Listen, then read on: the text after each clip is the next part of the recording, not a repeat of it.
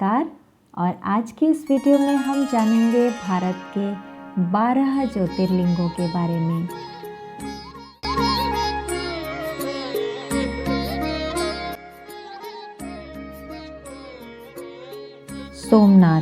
सोमनाथ ज्योतिर्लिंग भारत का ही नहीं अपितु इस पृथ्वी का पहला ज्योतिर्लिंग माना जाता है।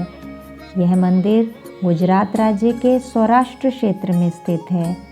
शिव पुराण के अनुसार जब चंद्रमा को दक्ष प्रजापति ने क्षय रोग का शाप दिया था, तब चंद्रमा ने इसी स्थान पर तप करके शाप से मुक्ति पाई थी।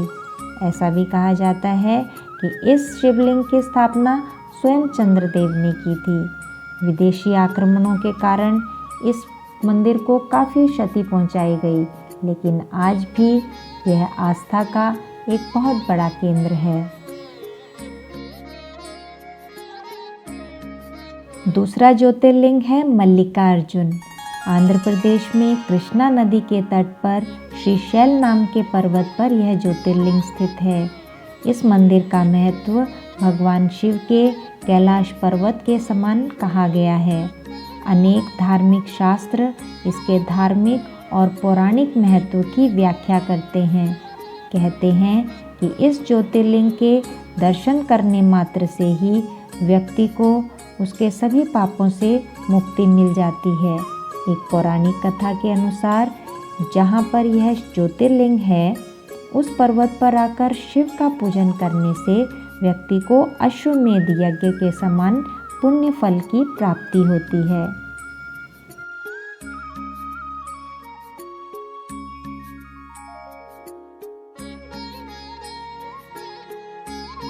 तीसरा ज्योतिर्लिंग है महाकालेश्वर।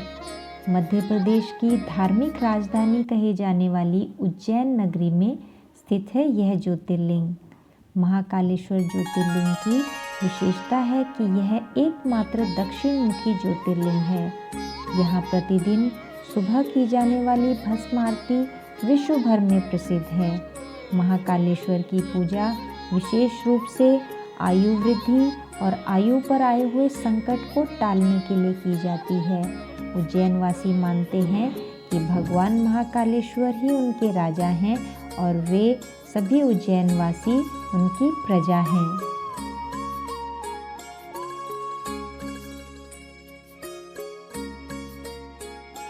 चौथा ज्योतिर्लिंग है ओंकारेश्वर। ओंकारेश्वर ज्योतिर्लिंग मध्य प्रदेश के प्रसिद्ध शहर इंदौर के नज़दीक स्थित है। जिस स्थान पर यह ज्योतिर्लिंग स्थित है, उस स्थान पर नर्मदा नदी बहती है और पहाड़ी के चारों ओर बहने से यहाँ ओम का आकार बनता है। ओम शब्द की उत्पत्ति ब्रह्मा के मुंह से हुई थी, इसीलिए किसी भी धार्मिक शास्त्र या वेदों का पाठ ओम के साथ ही किया जाता है। यह ज्योतिर्लिंग ओंकार अर्थात ओम का आकार लिए हुए है, इसी कारण इसे ओंकारेश्वर नाम से जाना जाता है।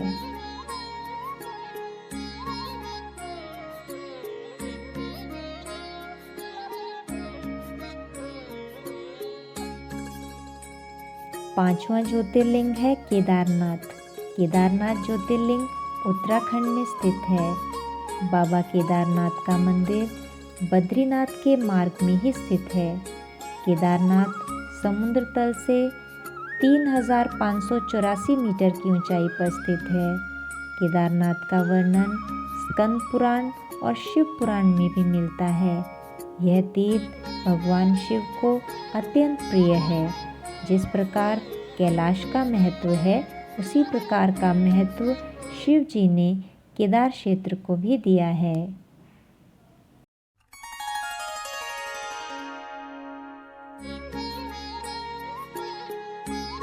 छठा ज्योतिर्लिंग है भीमाशंकर। भीमाशंकर ज्योतिर्लिंग महाराष्ट्र के पुणे जिले में सह्याद्री नामक पर्वत पर स्थित है। भीमाशंकर ज्योतिर्लिंग को मोटेश्वर महादेव के नाम से भी जाना जाता है। इस मंदिर के विषय में मान्यता है कि जो भक्त श्रद्धा से इस मंदिर के प्रतिदिन सुबह सूर्य निकलने के बाद दर्शन करता है, उसके सभी पाप नष्ट हो जाते हैं और उसके लिए स्वर्ग का मार्ग खुल जाता है।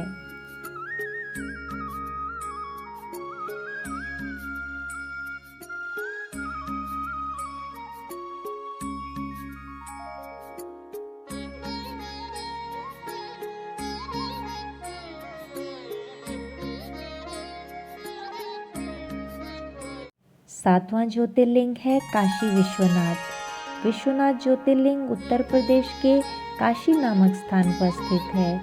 काशी सभी धर्म स्थलों में सबसे अधिक महत्व रखती है, इसीलिए सभी धर्म स्थलों में काशी का अत्यधिक महत्व कहा गया है। इस स्थान की मान्यता है कि प्रलय आने पर भी यह स्थान बना रहेगा। इसकी रक्षा के लिए भगवान शिव इस स्थान को अपने त्रिशूल पर धारण कर लेंगे और प्रलय के टल जाने पर काशी को उसके स्थान पर पुनः स्थापित कर देंगे।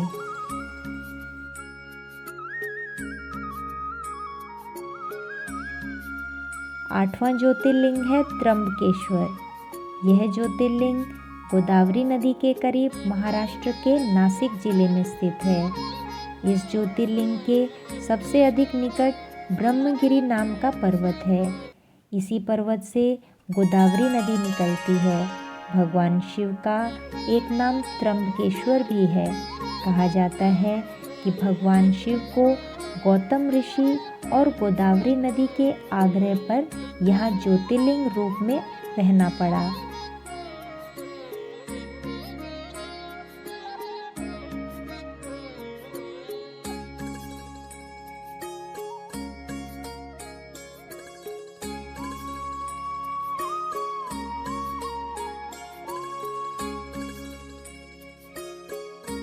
श्री बैद्यनाथ ज्योतिर्लिंग का समस्त ज्योतिर्लिंगों की गणना में 9वां स्थान है। भगवान श्री बैद्यनाथ ज्योतिर्लिंग का मंदिर जहाँ स्थित है उसे बैद्यनाथ धाम कहा जाता है। ये वही स्थान है जहाँ पर राक्षस राज रावण ने शिव की तपस्या की थी। यह स्थान झारखंड प्रांत में पड़ता है। इस स्थान के दर्शन करने से भक्तों को शिव और पार्वती दोनों का आशीर्वाद प्राप्त होता है।